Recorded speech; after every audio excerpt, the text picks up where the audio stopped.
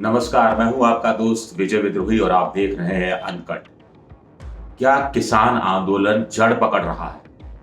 क्या किसान आंदोलन मोदी सरकार के गले की फांस बन गया है?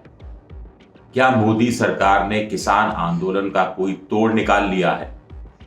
क्या सरकार को लगता है कि किसान आंदोलन ने जनता की सहानुभूति खो दी है और ये वक्त के साथ अपनी मौत मर जाएगा? ये कुछ बड़े सवाल हैं जिन पर आज हम चर्चा करेंगे। सबसे पहले बात करते हैं कि क्या किसान आंदोलन जड़ पकड़ रहा है। राकेश टिकैत किसान नेता कह रहे हैं कि 2 अक्टूबर तक तो कम से कम हम धरना प्रदर्शन करेंगे ही। 2 अक्टूबर यानी गांधी जयंती के दिन। तो प्रतीकों की जो लड़ाई चल रही है उसमें 2 अक्टूबर गांधी जयंती का दिन अगर तब तक किसानों की समस्या का समाधान नहीं हुआ तो किस रूप में सामने आएगा, ये देखना दिलचस्प रहेगा। लेकिन इसके लिए 8 महीने किसानों को और ज्यादा आंदोलन करना पड़ेगा। 70-72 दिन हो गए हैं, 8 महीने और करीब 240 दिन और आंदोलन करना पड़ेगा। तो क्या किसान 8 महीने और आंदोलन करने के लिए तैयार हैं? इसकी स्ट्रेटेजी बन गई है, इसकी रणनीति तैयार हो गई है। रसद पानी का इंतजाम किया जा रहा है, उसमें वैसे भी कोई कमी नहीं आई थी। अब नए सिरे से चावल है, दाल है, गेहूं है, आटा है, चीनी है, नमक मसाले हैं, ये सब चीजों की कुमुक लगातार पहुंचती रहे। सबसे बड़ी बात है कि राष्ट्रीय स्तर पर जो आंदोलन चल रहा था, यानी दिल्ली के हिसाब से, राजधानी के हिसाब से, उसे गांवों तक ले जाने की, पंचायतों तक ले जाने की तैयारी की गई है और आंदोलन वहां तक पहुंचना शुरू हो गया है। इसलिए हम कह रहे हैं कि क्या किसान आंदोलन जड़ पकड़ रहा है। पार्लियामेंट टू पंचायत तक महापंचायतें हो रही हैं, पंचायतें हो रही हैं, खाप पंचायतें हो रही हैं, किसान सम्मेलन हो रहे हैं। यानी जो काम सरकार समझाने की कोशिश कर रही थी आम जनता को कि किसानों के लिए जो उन्होंने 3 कानून बनाए हैं उसमें किसी तरह की कोई बुराई, कोई खामी नहीं है, वही काम अब किसान कर रहे हैं गांव की जनता, पंचायतों तक ये बात पहुंचाने के लिए कि कानून अडानी अंबानी के लिए बनाए गए हैं, बेहद खराब है। इसमें किसान कितने कामयाब हो पाएंगे ये निर्भर करेगा। किसानों ने अपने मंच का इस्तेमाल राजनेता कर सकें इसकी भी सुविधा दे दी है। जयंत चौधरी कहीं महापंचायत कर रहे हैं, राजस्थान में वैसे तो कांग्रेस का सम्मेलन था लेकिन सचिन पायलट किसान सम्मेलन कर रहे हैं, खाप पंचायतें हो रही हैं, गाजीपुर बॉर्डर में विभिन्न पार्टियों के नेता जा रहे हैं। किसानों को लग रहा है कि उनका आंदोलन गांव में चल रहा है, पंचायतों में चल रहा है, एनसीआर में चल रहा है, संसद के अंदर राजनीतिक दलों के माध्यम से चल रहा है और विदेश में सोशल मीडिया के माध्यम से चल रहा है। किसानों को लग रहा है कि सरकार पर दबाव और ज्यादा बढ़ेगा, अंतर्राष्ट्रीय दबाव पड़ेगा। जो रिहाना का ट्वीट आया, जिस ढंग से भारत सरकार ने उस पर रिएक्ट किया, ग्रेटा के ट्वीट पर रिएक्ट किया, कमला हैरिस जो अमेरिका की उपराष्ट्रपति हैं, भारतीय मूल की हैं, उनकी नीस, उनकी भतीजी मीना हैरिस के ट्वीट पर जिस ढंग से रिएक्ट किया, उससे किसानों का हौसला कुछ कुछ बढ़ा है।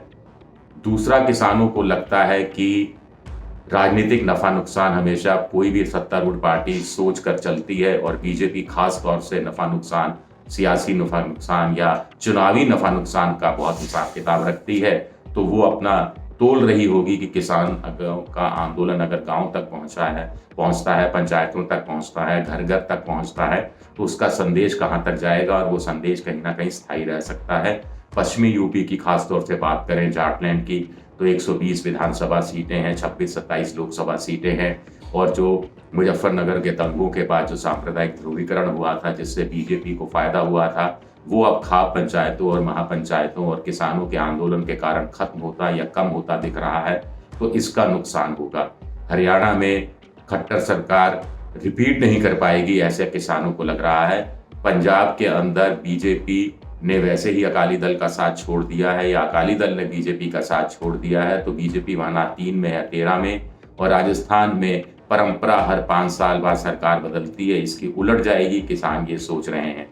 किसानों को लग रहा है कि अंत में जाकर सरकार को ये बात माननी ही पड़ेगी या 18 महीनों के लिए जो उन्होंने कानून के अमल पर रोक लगा दी है उसे 36 महीने करना पड़ेगा। और 36 महीने वो करती है तो ऐसे में अगला लोकसभा चुनाव 2024 का आ जाएगा।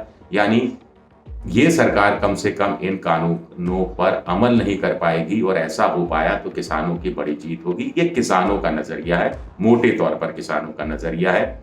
लेकिन उधर अब सरकार के पक्ष की बात करें तो सरकार को कहीं ना कहीं लगता है कि 8 महीने, अगर जैसा कि राकेश टिकैत कह रहे हैं, किसी भी आंदोलन को चलाना मुश्किल है। एक दूसरा, उनको लगता है कि इसमें हिंदुत्व को तो नहीं जोड़ा जा सकता, लेकिन राष्ट्रवाद को आसानी से जोड़ा जा सकता है।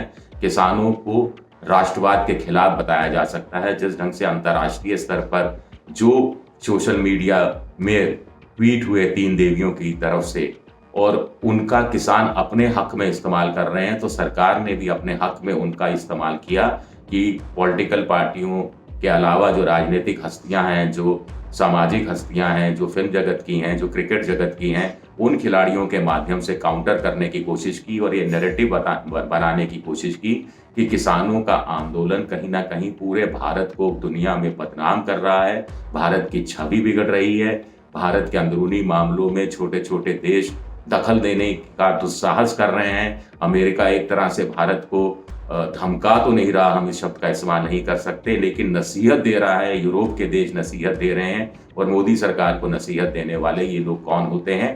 तो किसानों के इस आंदोलन के कारण जनता की सहानुभूति कम होगी किसानों के प्रति।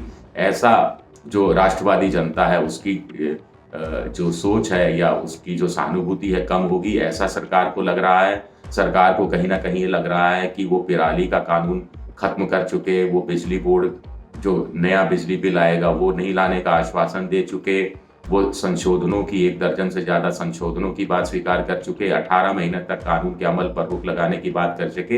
तो ये बात आम जनता तक जा रही है कि सरकार ने अपनी तरफ से गंभीर प्रयास किए हैं, गंभीर से गंभीर प्रयास किए हैं कि किसानों के आंदोलन को समाधान की दिशा में लाया जा सके। अगर किसान ही इसके लिए तैयार नहीं है, किसान ही अड़े हुए हैं, ये एक तरह से मैसेज देने की कोशिश है। एक और सरकार को लगता है कि 8 महीने और किसान बैठे रहेंगे तो कुछ गलतियां फिर से करेंगे, 26 जनवरी की गलती करेंगे। 26 जनवरी के बहुत सारे चेहरे बेनकाब हो रहे हैं, दिल्ली पुलिस बेनकाब कर रही है। जो ग्रेटा थनबर्ग ने जिस ट्वीट का इस्तेमाल किया था, जिसमें जो टूल किट था, टूल किट एक प्रो खालिस्तानी का निकला है, जो वैंकूवर कनाडा में है। कनाडा की सरकार खालिस्तानियों का समर्थन करती रही है और उन खालिस्तानियों का समर्थन करती रही है जो भारत के खिलाफ हैं, पंजाब के खिलाफ हैं, पंजाब में इतना बड़ा आंदोलन कर चुके हैं, मारकाट में जो यकीन करते हैं। और ऐसे में किसान अगर फिर उन पर ही डिपेंड कर रहे हैं या उनकी बातों का विरोध नहीं कर रहे हैं, तो ये किसान भी देशद्रोही हैं, राष्ट्र हित में काम नहीं कर रहे हैं। ये कोई मैसेज देने की कोशिश हो सकती है। जहां तक राजनीतिक नफा नुकसान की बात है, तो पश्चिमी यूपी में सरकार को लगता है कि मुख्य रूप से जो जाट किसान आंदोलन कर रहे हैं उनका लेना देना गन्ना से है, गन्ने का बकाया पैसा से है। जयंत चौधरी ने भी जो शामली में महापंचायत की, उसमें यही उल्लेख किया कि 650 करोड़ रुपए अकेले शामली के किसानों के चीनी मिलों पर बकाया है। तो वो चुनाव जब आएगा 2022 में तो वो मामला निपटा दिया जाएगा, चीनी मिलों को इतना पैसा दे दिया जाएगा कि वो गन्ना किसानों का बकाया चुका दें और ये गन्ना किसान खुश हो जाएंगे। हरियाणा में 2 बार से खट्टर सरकार है, तीसरी बार उसका आना वैसे ही मुश्किल है। राजस्थान में सरकार मान के चल रही है कि जो 5 साल बाद कांग्रेस और बीजेपी सत्ता बदलते रहे हैं, यानी रोटी पलटती रही है जनता, वही रोटी पलटने का काम इस बार भी होगा। वैसे भी कांग्रेस के अंदर अशोक गहलोत और सचिन पायलट के बीच जो झगड़ा चल रहा है उसका सियासी फायदा बीजेपी को हर हालत में मिलेगा, ऐसा सरकार मान के चल रही है। जहां तक पंजाब की बात है तो सरकार के पास पाने के लिए कुछ नहीं है, बीजेपी के पास तो खोने के लिए भी कुछ नहीं है। वहां मुख्य लड़ाई आम आदमी पार्टी, अकाली दल और कांग्रेस के बीच होनी है। बीजेपी वहां 3 में नहीं है, 13 में नहीं है, लेकिन इस बहाने वो जो गैर सिख हैं या गैर जट सिख हैं उनका ध्रुवीकरण करने में कामयाब होती है, तो फिर वो उम्मीद कर सकती है कि जो पॉलिटिकल ग्राउंड वो लूज करेगी उसको वो गेन कर जाएगी या वहां उस हिसाब तक वहां तक पहुंचने की कोशिश कर जाएगी।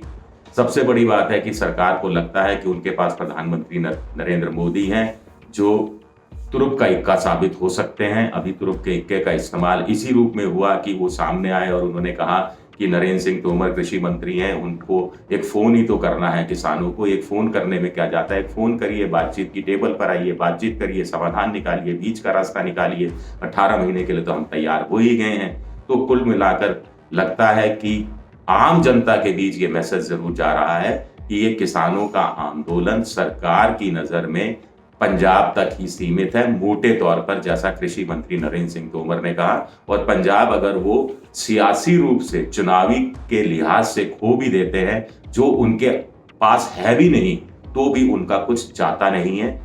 पूरे देश के किसान उनके साथ हैं, ऐसा सरकार को लगता है। तो दोनों पक्ष मैंने आपको बताए, सरकार का पक्ष बताया, किसानों का पक्ष बताया। अब मुझे नहीं मालूम कि दोनों पक्ष के लोग मुझे देखना पसंद करेंगे या कोई भी पक्ष का आदमी मुझे देखना पसंद नहीं करेगा, क्योंकि मोटे तौर पर मेरा एक्सपीरियंस रहा है कि अगर आप एक साइड का पक्ष लो तो सोशल मीडिया पर आपको देखते हैं।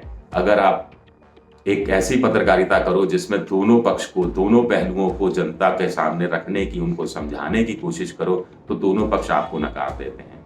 खैर, आप अनकट देखते रहिए और अनकट सब्सक्राइब भी कीजिए अगर आपको मेरा ये वीडियो पसंद आए तो। शुक्रिया।